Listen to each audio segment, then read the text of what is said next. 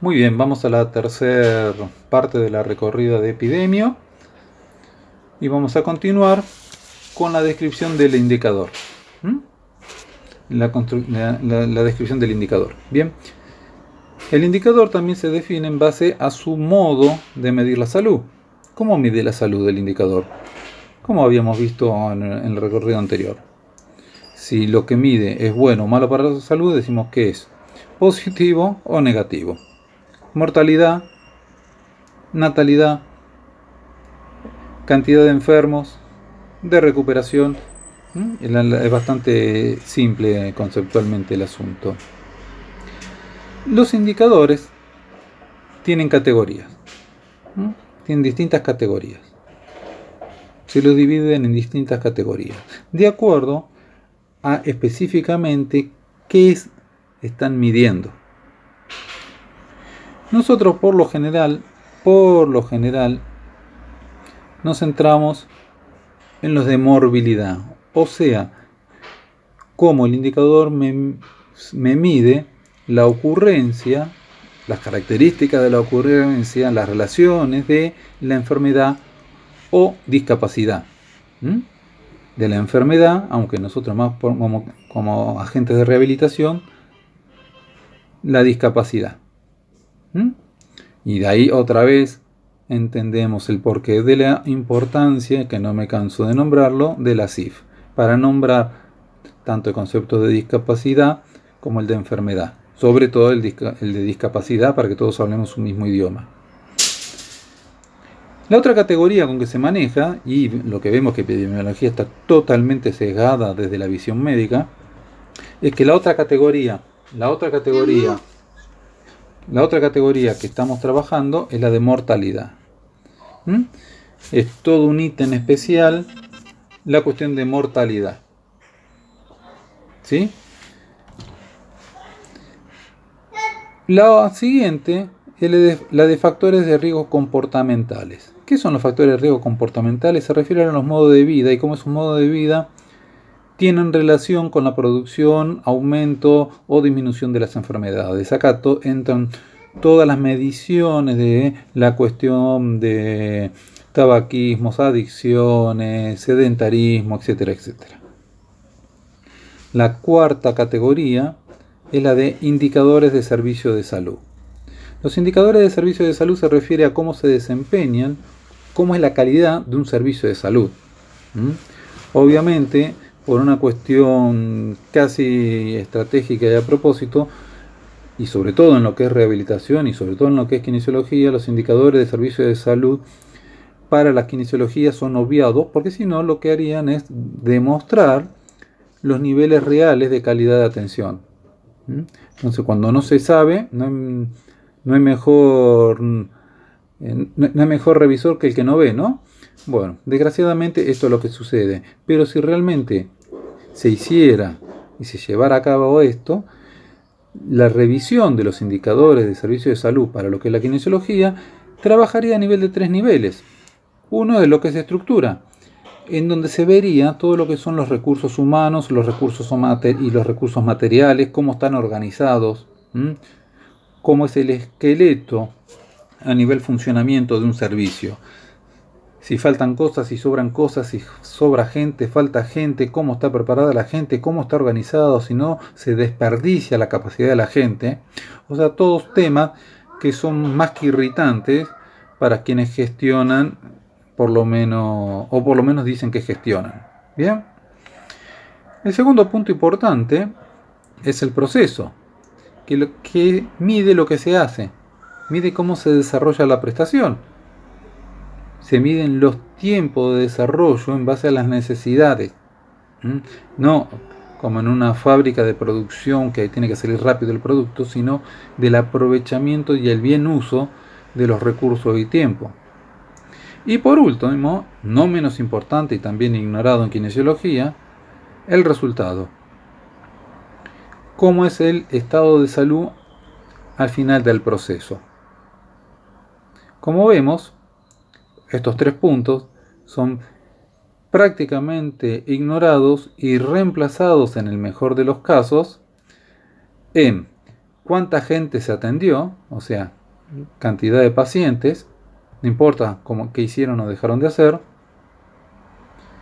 y el cumplimiento de las 10 sesiones. Si cumplen las 10 sesiones y cuánta gente vino, esos son los falsos indicadores de servicio de salud que actualmente se manejan, o mejor dicho, que se mal manejan. ¿Cuál es la idea si uno quiere pensar en calidad y quiere pensar seriamente en la actividad de uno como agente de rehabilitación, agente de salud, agente de cuidado de la salud? Y modificar, buscar, optimizar estos indicadores, los cuales se van a relacionar sobre todo con los de morbilidad. Si yo sé cuánta discapacidad hay, yo mido bien la discapacidad, voy a poder pensar mejor en cómo organizar un servicio, qué se necesita para trabajar sobre esa discapacidad y cuáles son las variables de resultado que realmente van a decir que si lo que hice sirve o fue totalmente inútil. Muy bien.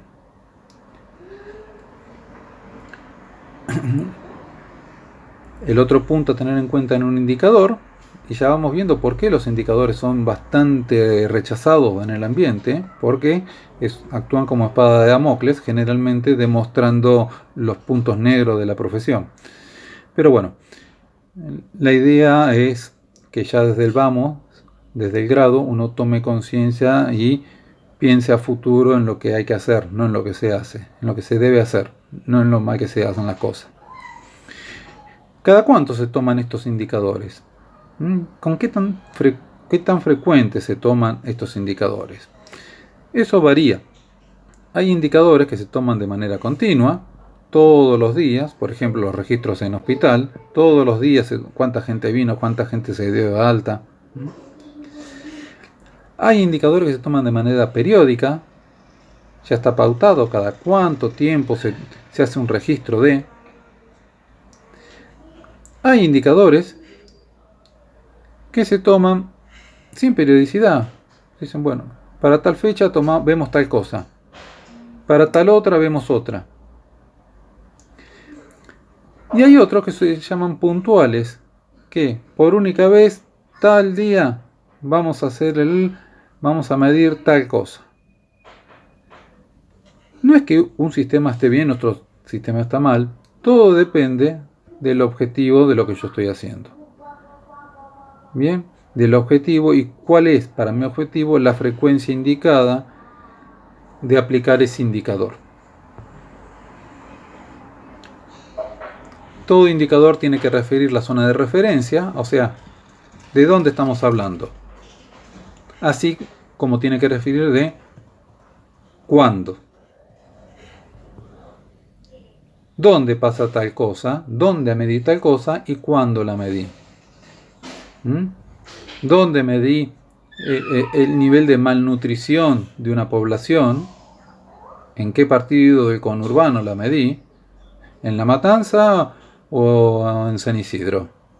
¿Cuándo lo medí? ¿Cuando había existencia de planes sociales o cuando no había existencia de planes sociales?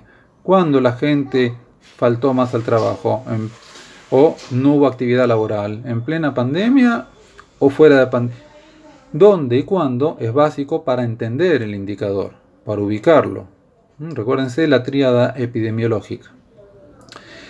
El desglose se refiere a lo que vimos anteriormente como una de las características que son buscadas en los indicadores, en que me permitan, si bien me analizan un todo, poder subanalizar en sus distintos sectores, divididos, generalmente uno lo divide por sexo, o por edad, o por nivel socioeconómico, o por otra variable que a mí me interese y sea de interés y tenga alguna significancia, el dividirlos, ¿no? Que me dé algún dato, alguna información importante, el buscar en cada categoría diferente cómo se comporta ese indicador. Y lo último, la fuente de datos. ¿Qué es la fuente de datos? La fuente de datos es justamente de dónde sale el dato, de dónde sale el elemento que me va a permitir completar la formulita del indicador. ¿Sí? Ahora bien, hay dos fuentes de datos muy básicas y esto es muy simple. Las fuentes de datos pueden ser primaria o secundaria. ¿Mm? Cuando la fuente de datos es primaria y por ende me da datos primarios, cuando está hecha ad hoc para esto, cuando la fuente de datos, ¿sí?, de dónde saqué los datos, se hizo especialmente para llenar el indicador en base al objetivo que yo quiero, sobre el que quiero trabajar. Yo quiero hacer un indicador sobre cantidad de gente en rehabilitación por COVID en Villa T6. Perfecto. ¿Qué hago? Puedo hacer una encuesta, un censo, lo que sea, solo para eso. ¿Eso qué sería?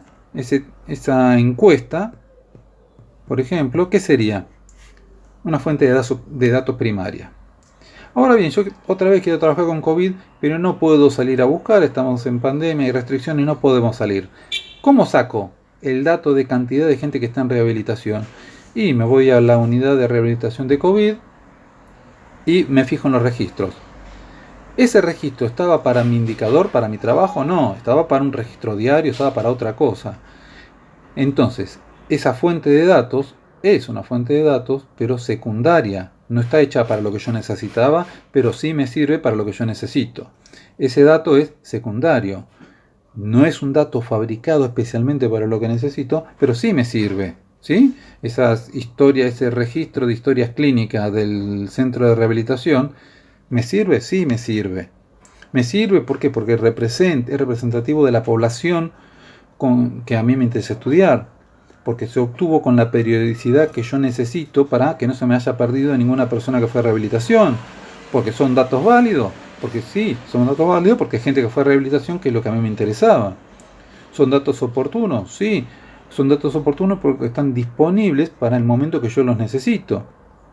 Son datos que me permiten estratificar, sí, porque en las historias clínicas me aparecen la edad, el sexo, etcétera, etcétera.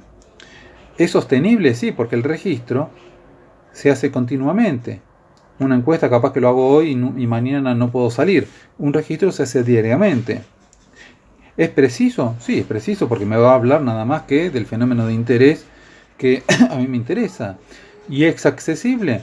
Sí, siempre y cuando no me nieguen el poder ver la historia clínica, es accesible. Yo puedo tomarlo en mis manos y sacar los datos. ¿Sí? Muy bien, estas son todas las características que tiene son todas las características, digo bien, que tiene un indicador, la manera en que se describe un indicador y es la manera en que nosotros vamos a hablar, a analizar al mismo.